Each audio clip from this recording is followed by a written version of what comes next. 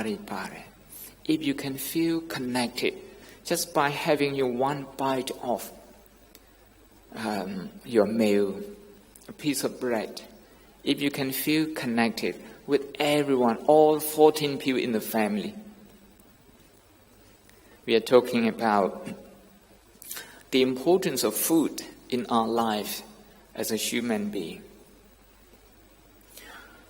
We can go to many meditation retreats, but if we don't know how to eat properly, mindfully, in a way that doesn't harm us and that doesn't harm other people, if we don't know how to do this, your meditation retreats haven't taught you much. So eating is that important.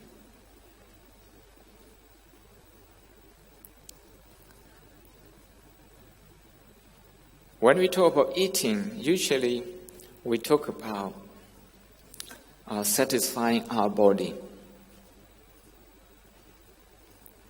We don't think much about environment. You buy something, plastic, is packed with plastic. You eat what is inside. Cake, bread, anything, biscuit. What you're going to do with the plastic?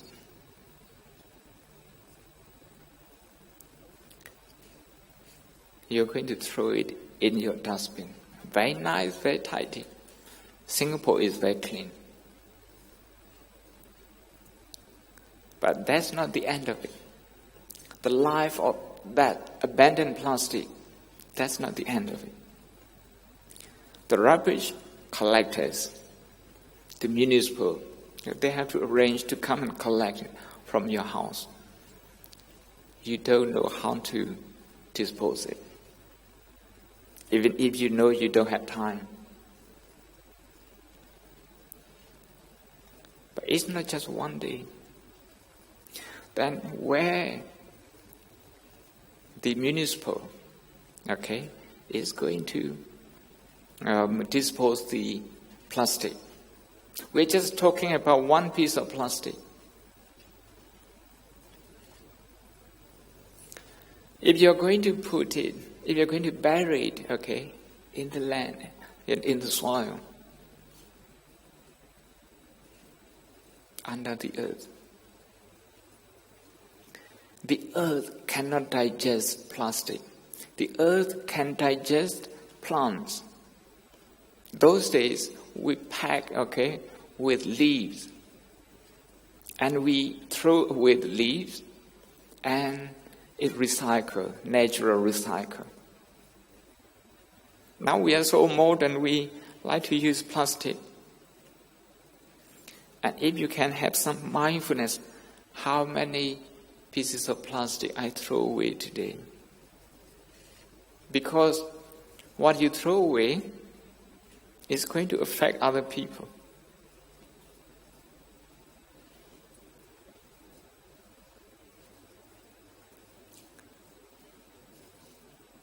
In Yangon, in Tamil, you can see a huge heap of, refuge.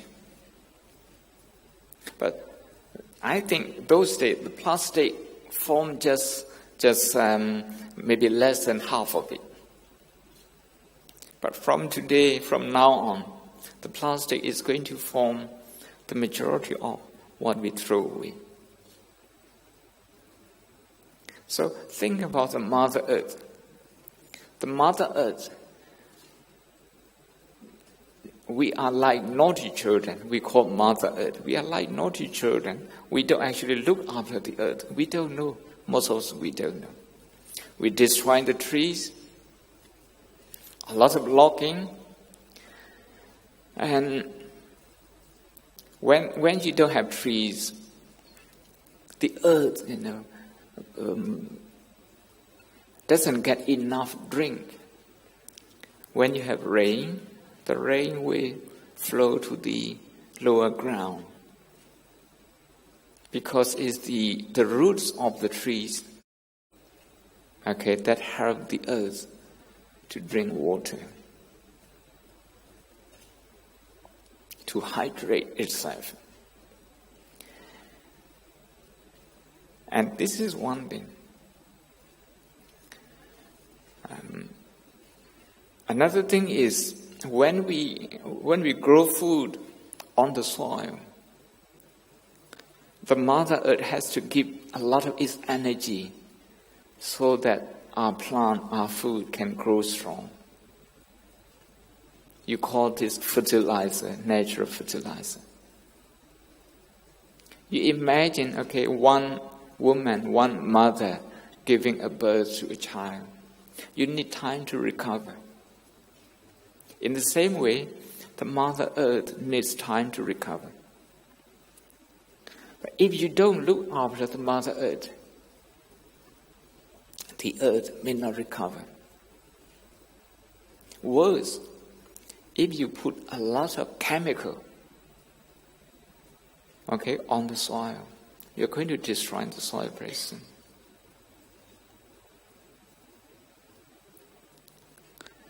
So when we talk about food, we have to have consideration for the earth. We have to have consideration for the farmers. Professor Gordon Conway from Imperial College, University of London, an expert on food and chief scientific advisor to the government of United Kingdom. He said in one of his lectures that there are around 500 million people engaging in agriculture. Out of 7 billion, there's 1 in 14. So one person feeds 14 people. And this is the situation that we have at the moment in the world. Hey, deep and slow breathing. Breathing in and out. The body is tired. The muscles are tense from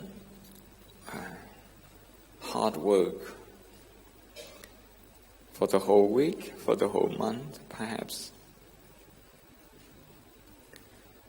And don't fight with tiredness. This body requires some food. Some of the food that the body requires is solid food.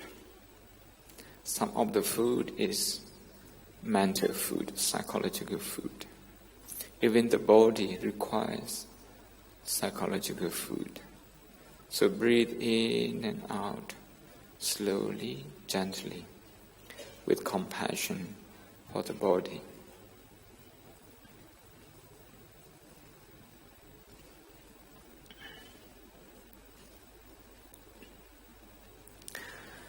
Now, you're eating also through your nose. And the third cooking is happening through your mouth. When you put the food into your mouth and you start chewing.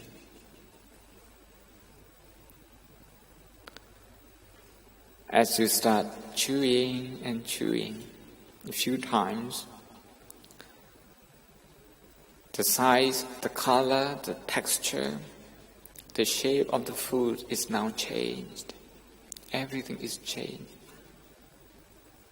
You try to present your food, to the best of your ability on the table. But now, all of that is destroyed and changed within a minute, as soon as you put into your mouth. But now, at the third stage, you go for the taste. Sweet, sour, and so on.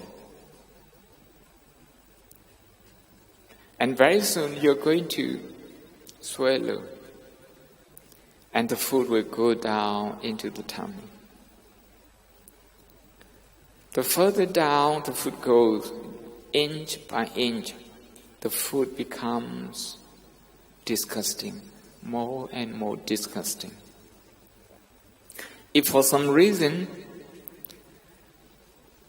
you have to vomit or you have to spit out the food from your mouth, you never want to see the color again. You never want to smell it again. You never want to put it into your mouth and taste it again. If the food has gone down into the body and if you vomit it, that's even worse. As a human being, we are blessed with languages. We have the ability to use language. And we use language to create more and more concepts around the food. Now the food, that should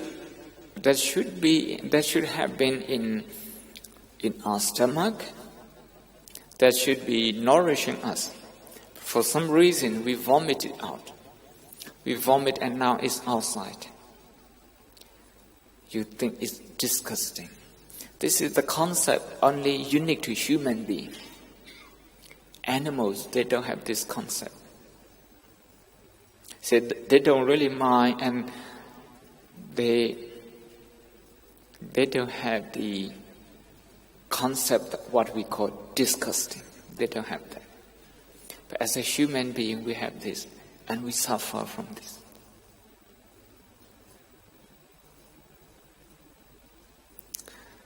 So I want you to reflect on this, to meditate on this process of food, process of eating, process of preparation of the food, eating it, chewing it, and digesting it. The final stage of cooking is called digesting. The tummy has to digest it. The body uses up a lot of energy to digest one meal. The body uses up the energy from all parts of the body to digest it. So you feel a little bit exhausted after the meal. So now we're going to spend about 5 minutes time meditating on this. From the time you start imagining a menu to doing the shopping, to the actual cooking in the kitchen, and eating, and digesting the food.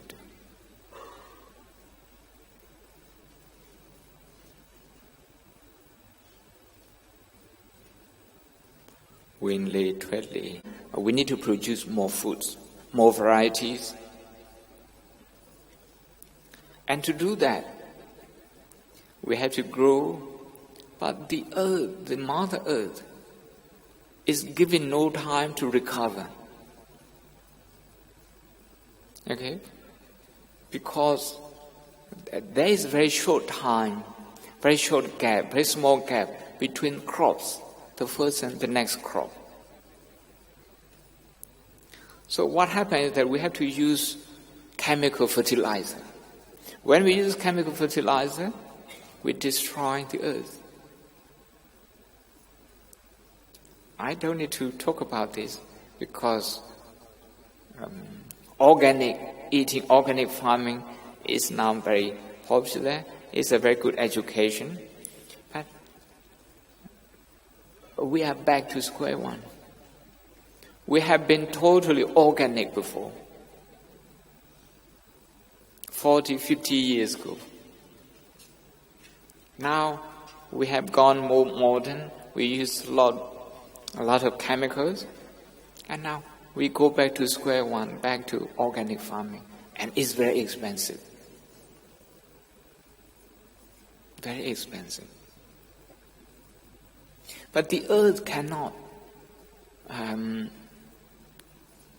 afford this. If you need to do more farming, you need to cut more trees. If you cut more trees, the earth cannot drink enough water. It cannot, drink sufficient water, because when the rain comes, the water will flow to the lower ground immediately, because there are no trees to suck the water into the soil. If the water itself is not if the earth itself is not well fed, not well looked after, you cannot expect the earth to look after human being as it used to do. Because we, as a human being, as a community, we have not been that responsible. We are driven by selfishness,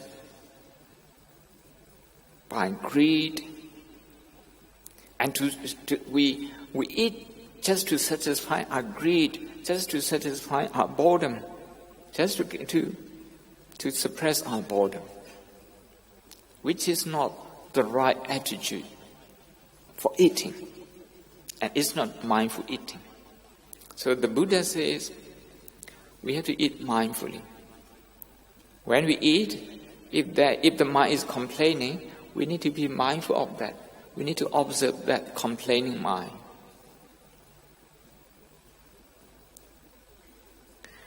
In Europe, I repeat this every time. But this is the first time I'm talking about this in Singapore. I'm talking about my monastery, my training in a monastery in Baku, a city about 50 miles from Yangon. Dhammasami Pali University Monastery is where I lived for 5 years, studying and then teaching. For breakfast, we have the same menu. We have rice, and we have red bean. We have soup, the vegetable soup. Usually, at that time in Baku, you can easily get watercress. Some people call this kangkung. You can get this, and so we have plenty of that. We have that. The first few days, when you come to this monastery, you sort of get excited, because you have not everywhere you get this red bean. But after a few days, you start thinking, if tomorrow you're going to have the same menu again, the same red bean again. In Europe, kids, they hate, what bean? Baked bean. Baked bean and bread, okay? So breakfast, they hate baked bean. Baked bean hasn't changed. The kids, they need that for their growth, for their body. But the mind is toxic with boredom, with restlessness. So the mind is not acceptant, it's not receptive to baked bean anymore. Although baked bean is not toxic, the mind is already toxic.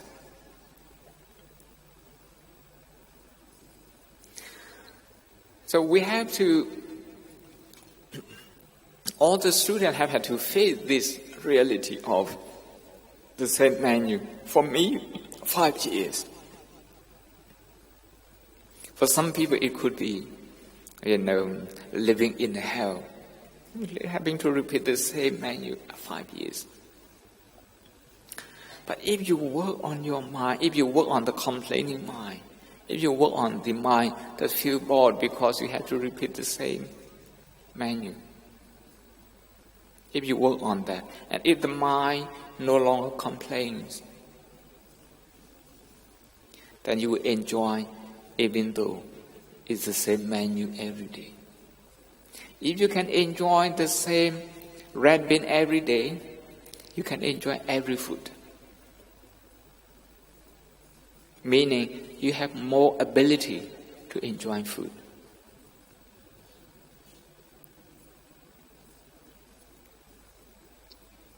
If your mind starts rejecting red bean, now it's red bean. Next it will be baked bean.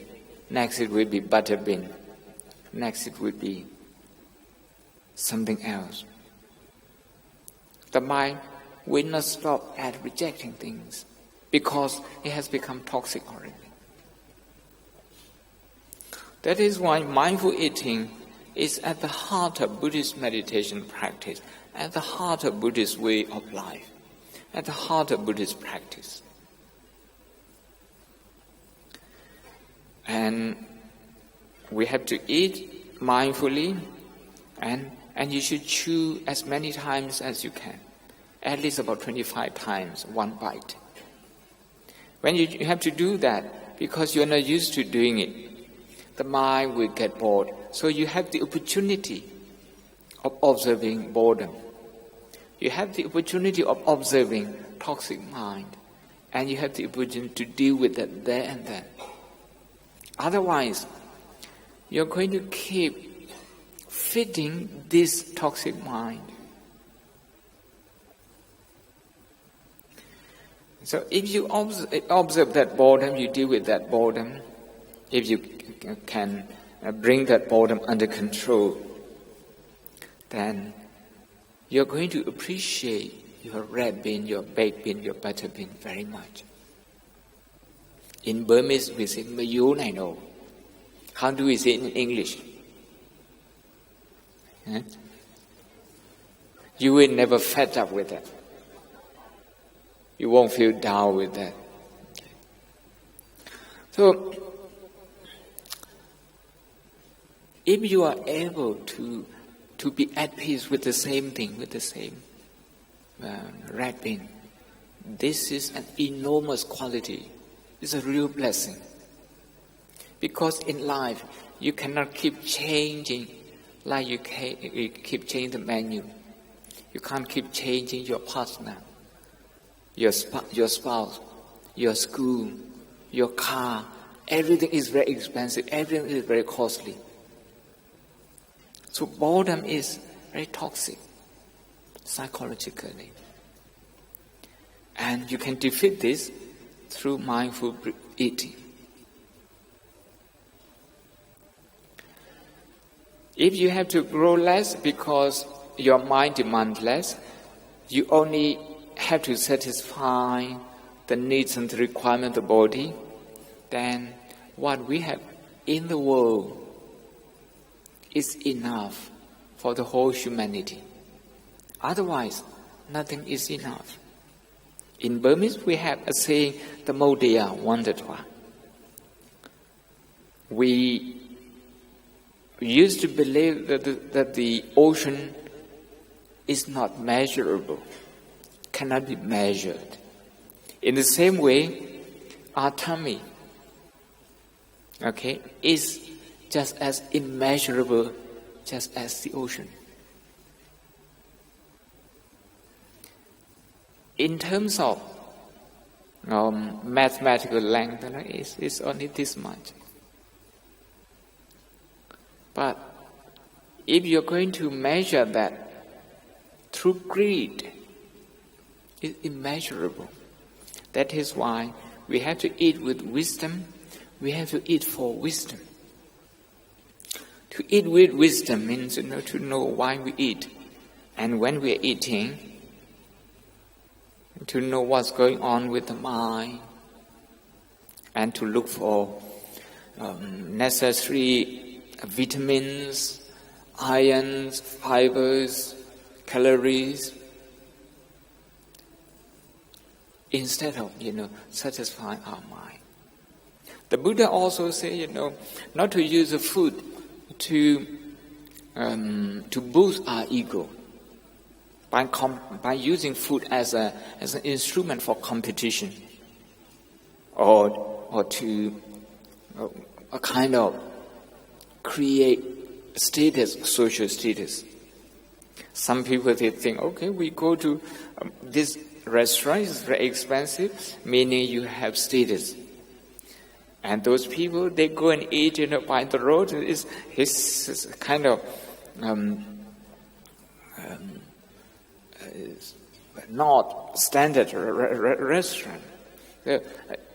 You see, you go and have a meal, you spend your money, but not with the right attitude.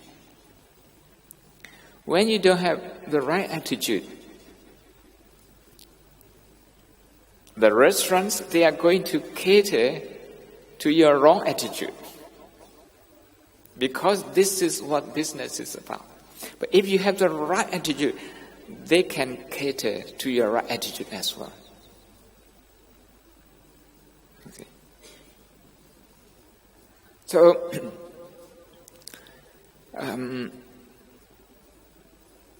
eating is such an important activity that we do. We can stop study, or we can live our life without going to school, or just half. We can stop at half of the journey with our study. Even spouse, you can leave your spouse and live alone, but you will never be able to leave food. Food is very essential. Food is life. So knowing how to eat means knowing how to live. Knowing how to eat means knowing how to care. How to care about your body, how to care about your family, how to care about the environment. Because if your mind is bored easily, is restless easily, and you have to change your menu, you have to in order to satisfy your greed. If you need more and more food, we have to grow more and more food. But the world is limited. We have limited resources that we need to share. We need to share.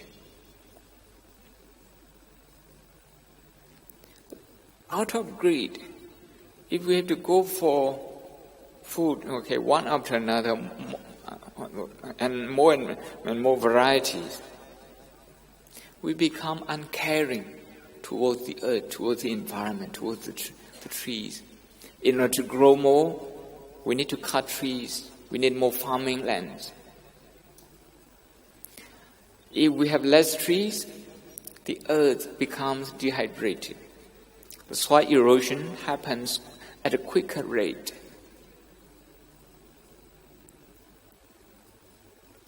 That is why caring has to start from,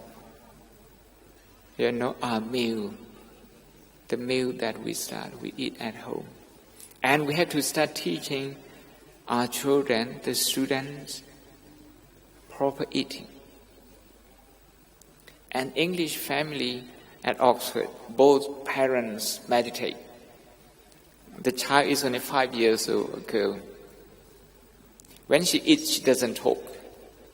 When she eats, she finishes what she puts on the plate.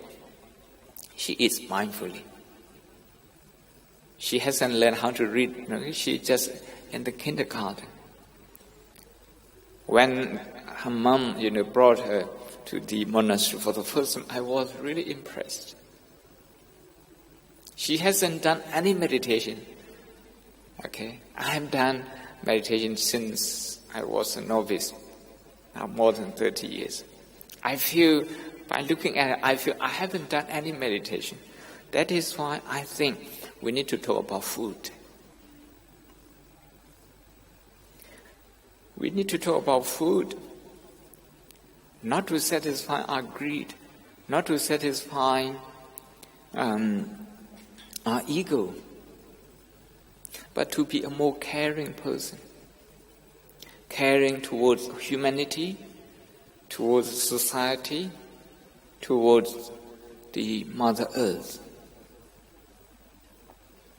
and towards the next generation who will have to make do with less resources than we have. So it makes no sense to talk about metta, karuna, mudita, upekkha, loving kindness, compassion, joy, and equanimity without learning how to eat properly. It doesn't make sense to talk about nibbana without learning how to eat properly. So we need to eat. We need to learn how to eat properly. So when we eat, obviously, if you have to chew the same bite many times, 25 times, 30 times, you're going to find boredom in your mind. That's a good opportunity to manage it. Don't run away from it, and don't get carried away by that boredom. To get carried away by that boredom is one extreme. That's to indulge in that. In Pali, we call this kama sukhanika nuyoga. And to suppress this boredom is to torture yourself. It's the other extreme. So we have to follow the middle path in eating. Which means we need to recognize our emotion at that time, which is boredom. We recognize that if you feel bored eating cookie, you will hate cookie because you are bored with cookie. Cookie is very good, but you start hating cookie because you feel bored. You really like jelly. But now if you have jelly all the time, you start hating jelly.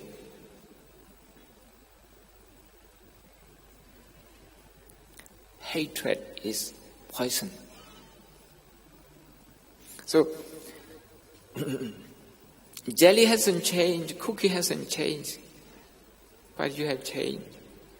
Your attitude has changed. Your reaction, your psychological reaction has changed.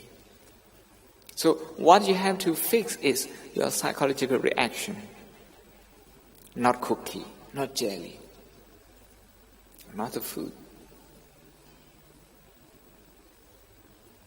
My own mother, throughout her life, I never noticed, I never observed. My sister told me she took only about 5 or 6 kinds of dishes all her life. I never knew that. I took her to Buddha on pilgrimage. I brought her here to Singapore for a visit, to Thailand. And I noticed, she didn't like tom yum in Thailand, and in India she didn't like any spicy food. She was so used to that. I think that dislike element is something that she could work on. The positive thing is that, she doesn't demand a lot of varieties. So she could be a self-sufficient person because her need wasn't that much. She lived up to 82 years. 82 years. And she had been to the hospital for the first time 6 months before she died, when she was diagnosed with cirrhosis. Before that, she was so healthy, she never had to go to hospital. Self-sufficient, simple way of life. In other words, she knew a lot better than me how to eat. She had mindful eating.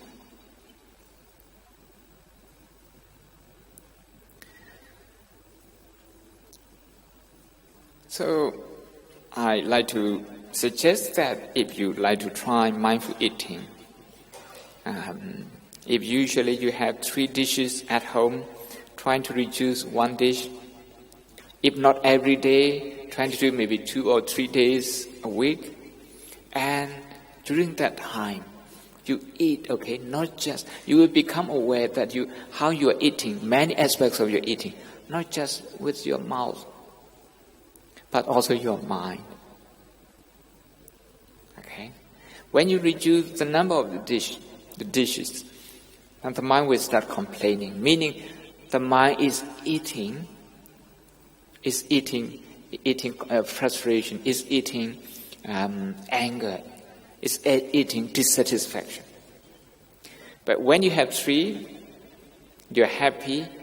You're even happier when you have 4, when you can afford to have 4. Now you're eating the solid food through your mouth.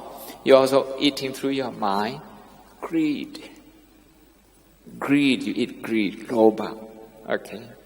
So we eat greed or frustration, dosa, anger all the time.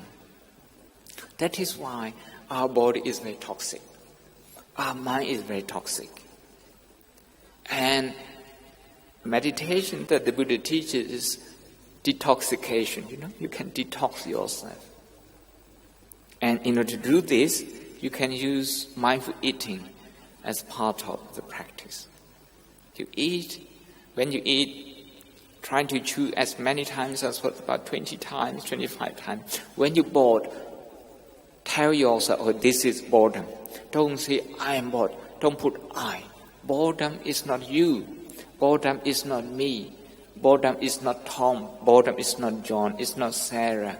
It's not Lucy. Boredom is not Anna. Boredom is the universal property. And anybody can suffer from that. So if you look at that way, you're going to use a third person description. This is. I is the first person, you is second person. This is the third person description. This is boredom. This is frustration. This is complaining mind. You look at the complaining mind as if you are watching a show as a spectator. So you register that boredom, that complaining mind once or twice, and you continue eating. If you keep doing this, I suppose for some people, within a few weeks, you will have reduced boredom to a large extent. At least you will not feed your boredom anymore. You will not encourage boredom anymore. If that happens, there is only one thing. That is, you will enjoy your food more. Even if you have to repeat the same thing. And you don't have to go extra length to satisfy your boredom.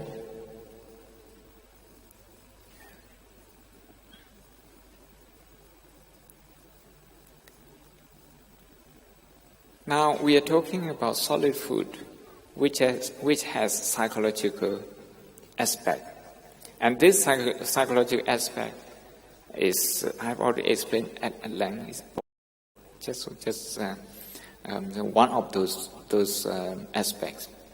Now the second thing I would like to talk about is that the way the human mind body works is, in biology terms, we have eyes, ears, nose, tongue, body. The 5 physical senses, and then the mind. When the eyes and the visual object, they come into contact, then the mind processes that information, and the mind comes to know something. That knowing is called consciousness in Buddhism.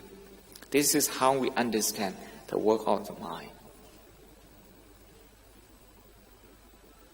Buddhism has been studying mind for 2,600 years.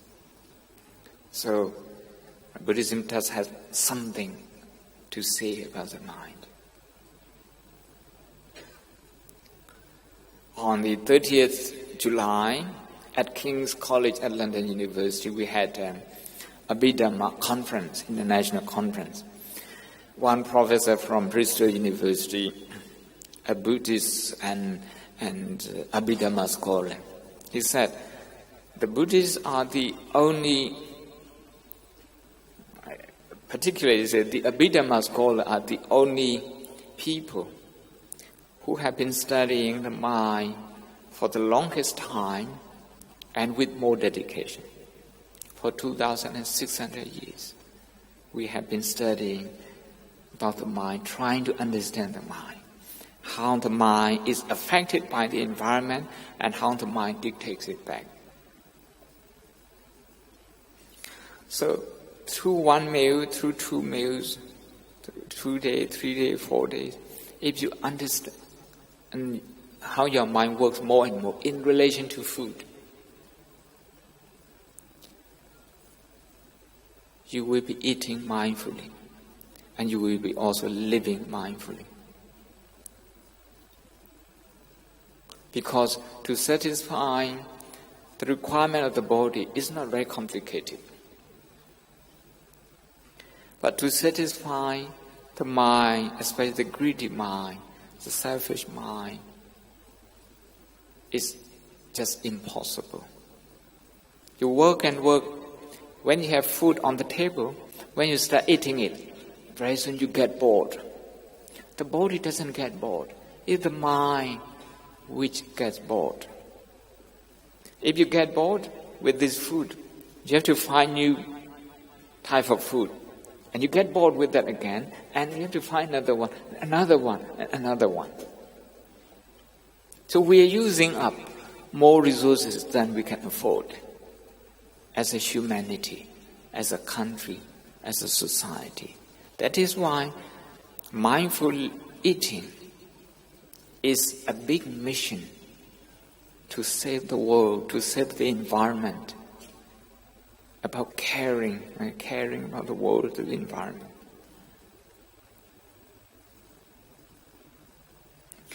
It has psychological aspect there, environmental aspect, environmental concern there, about social issue there.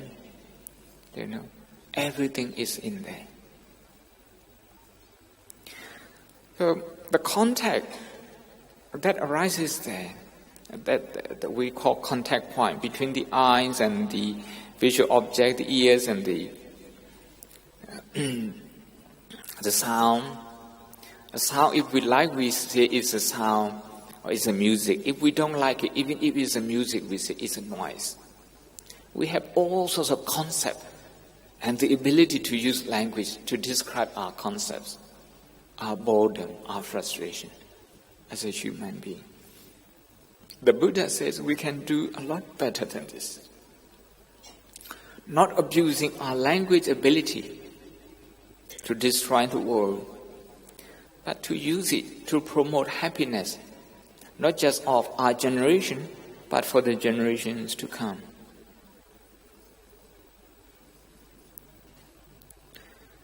So to be mindful of what kind of food is being fed, being eaten, being consumed when the eyes and the visual object come into contact, the ears and the sound, the nose and the smell, the tongue and the taste, the body and the touch, the mind, the thought, the emotion. When they come into contact, that contact point is exactly the fitting point, the consuming point. So we are the consumer. We consume through our eyes, our ears, our nose, our tongue, our body and our mind. We consume all the time. It's okay, but we should consume mindfully so that we don't destroy ourselves, so that we don't become self-destructive.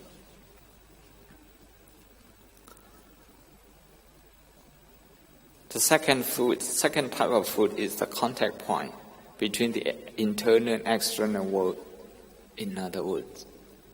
The third kind of food is intention. Why we buy a certain thing when we buy. Why we eat certain food when we eat. Why we go to a certain place when we go.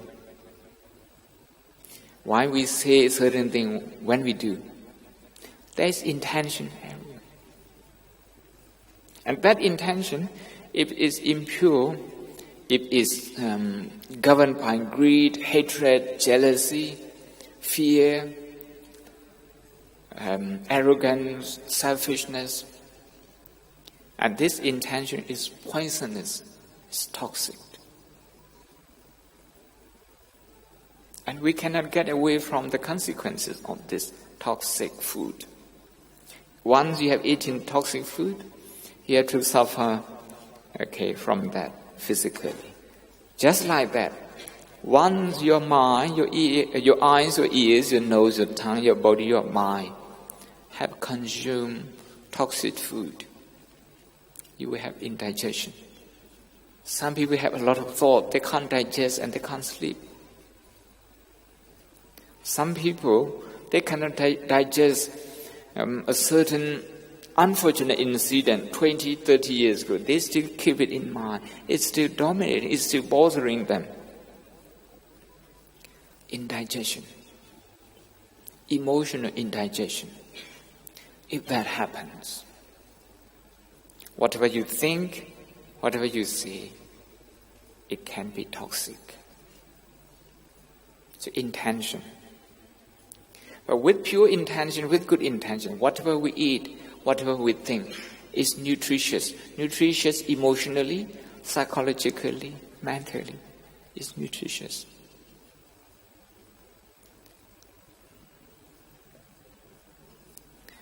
The fourth kind of food is consciousness. This is a very important point. Because when the eyes and the visual object, when they come into contact, just them alone, two of them alone, we won't make sense of it. The mind has to come into play and get involved. And that mind is called consciousness. Consciousness that arises through the eye is called eye consciousness. Through the ear consciousness. Nose consciousness, tongue consciousness, body consciousness, and mind consciousness. In Buddhist psychology, we analyze consciousness in this way. And this consciousness, just as the contact point can be poisonous, this mind can also be toxic. If you don't eat mindfully. That is why mindfulness is very important. And we don't talk enough about this issue. We don't think enough about this issue. We don't reflect enough this issue. That is why we suffer. We suffer from our own greed, our own boredom, our own restlessness. We serve them. And we have been dictated, by those negative emotions throughout our life. So, seeing this, the Buddha became very compassionate towards human beings. He became very motivated to teach people mindful eating. He couldn't teach everyone, but if you become a monk, a Buddhist monk, the first thing you know is called Pisavakana labor in Burmese. 4 kinds of reflection. The first one is clothing. The second one is eating. The third one is shelter. The fourth one is medicine. The 4 essentials. We have to reflect on this every day. We have to learn how to wear. To wear with the right intention. If you don't wear if you wear to impress people, and you come here, you wear the best clothes, and you come here, no one takes notice of that, you are really disappointed. Because you don't wear with the right intention. The right intention for us is to protect ourselves from heat and cold, from temperature, extreme temperature. To cover ourselves, to protect ourselves from shame, to have some to be able to live in a silver world with dignity. And this is the purpose of clothing. The purpose of eating is not to compete with each other, but to meet the requirement of this body so that this body is healthy, lives long, and can enjoy happiness for us and for other people in the society. In Buddhist terms, to achieve enlightenment. For the shelter is to protect ourselves from extreme temperatures as well, from the wind, from cold, from the heat, and from the animals, starting from insects. Medicine, this is also to take medicine in order to cure the illness that has already happened and to prevent new disease from coming. So this action is something that since the time we were novice, we had to reflect on that every day. In Burmese we say, "Iti sabwe ameme go mye manjwa laba yezin pipyo jing ha mataung babu le phya dat saung ego kaung ti shi aung ti lye atat nya tan mamo pan nya phaya dadana jin na phya ko jin ba nain se vedana haung te ma phit se ya ya pai mya lye khat tain phit ko you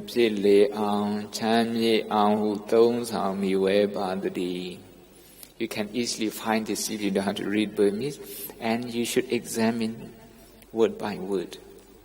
This is about mindful eating. Not just mindful eating, it's also about mindful living. Any questions?